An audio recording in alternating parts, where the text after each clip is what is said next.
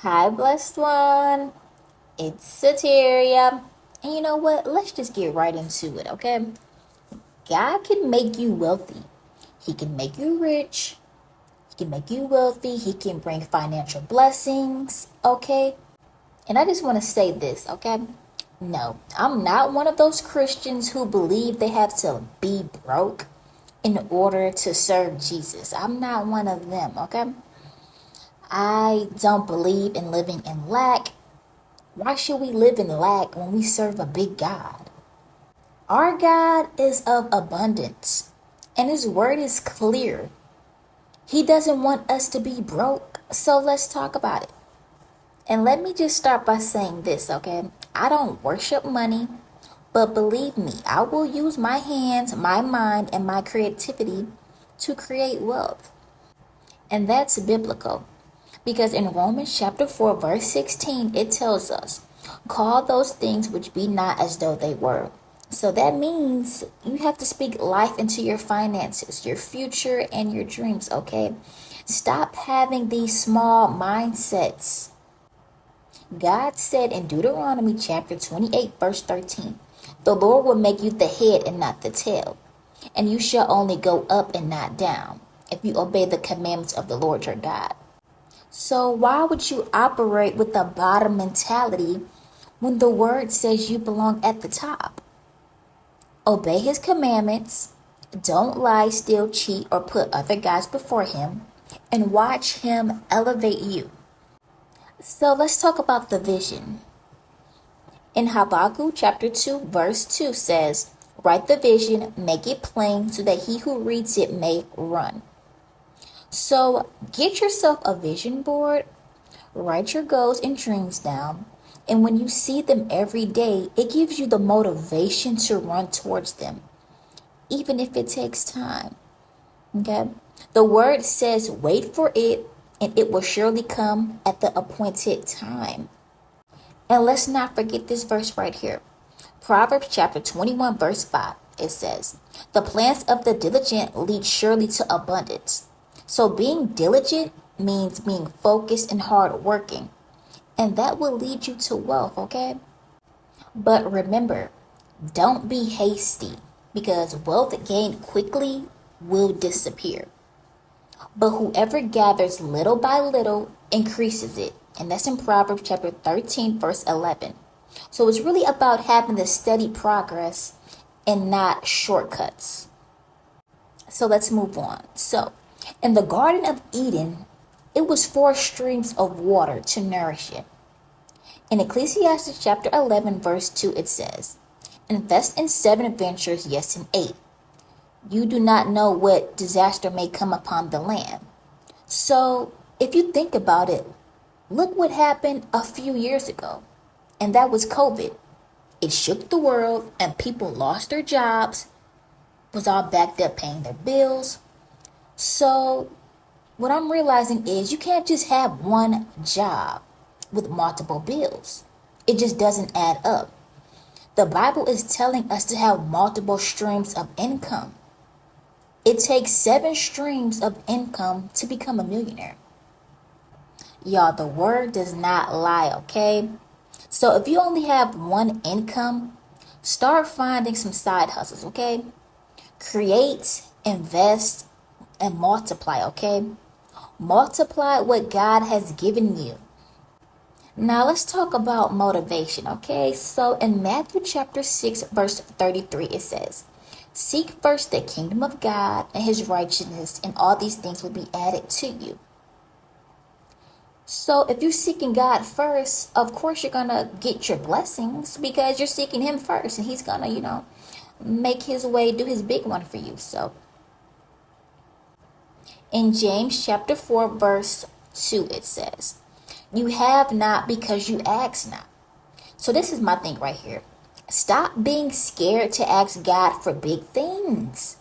We serve a big God. He created the whole universe, okay? So don't limit him by asking for small things. Dream big. In Matthew chapter 7, verse 7 says, ask and it shall be given to you. But it's the thing right here too. check your motives, okay? Make sure you're not asking just to stunt on somebody else. Like somebody made you mad and you saying you asking God for a Lamborghini because somebody made you mad and you just want to go over there and pull up on them. So don't do stuff like that now, okay? So in Proverbs chapter 20, verse 13, it says, love not sleep, lest you come to poverty. So it's okay to get rest, but don't oversleep, okay? You need to be up, getting to it, okay? Get up in the morning, start your daily bread, start your mornings off with the Lord, okay? Get into that Bible, listen to some sermons, have a routine, okay? And then get to work. Start pulling out that vision board. Focus on what you really want to do. Get those goals done. In Proverbs chapter 22, verse 29, it says, do you see a man skillful in his work? He will stand before kings. He will not stand before obscure men. So get skillful at what you do, okay? Whatever God has gifted you with, perfect it. James chapter 1, verse 6 tells us, ask without doubting, okay? Speak life over your finances and believe God is working, even if it takes time. And this is another thing, okay? Make sure you're generous, okay? In Proverbs chapter 11, verse 24 through 25, it says, give freely and you will gain more. In Luke chapter 6, verse 38, it says, give and it shall be given to you. So make sure you're out here giving. Don't be the type of person that just wants to receive everything. Like, okay, I need this, I need this. What are you doing? Are you giving to people? So be careful with that. Make sure you remember that. Give to the poor, give back to charities. In Malachi chapter 3, verse 10, God literally says, test me, okay? So make sure you are tithing, okay? Any type of money that I touch, I'm always giving 10%. 10% always. I don't care what it is.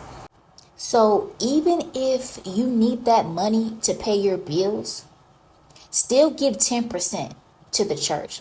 And God is telling you to test him. So you can always be like, okay, God, your word says to test you. And if I give 10%, you will open the windows of heaven for me and pour out a blessing. So take him at his word, because God can't lie. His word cannot lie. And watch you get a blessing. And before I end off this video, I just want to mention some names of the people that weren't broke that's in the Bible, okay? So Abraham was wealthy. Isaac and Jacob were wealthy. Joseph, Boaz, King David, and let's not forget the trillionaire in the Bible, which was King Solomon, who was the richest man in history. He was literally a trillionaire. And that's how I know for sure. God's people definitely not supposed to be broke. That's for sure, okay? So I believe that we're not supposed to live in lack, period, okay? In Romans chapter 8, verse 28 says, all things work together for the good of those who love God. So we're supposed to live a rich, abundant life.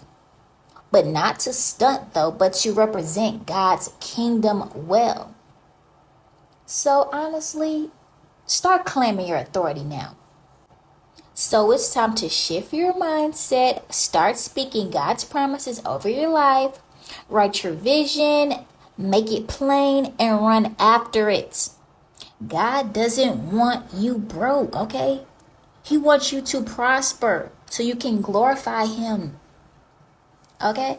So start applying these scriptures to your life.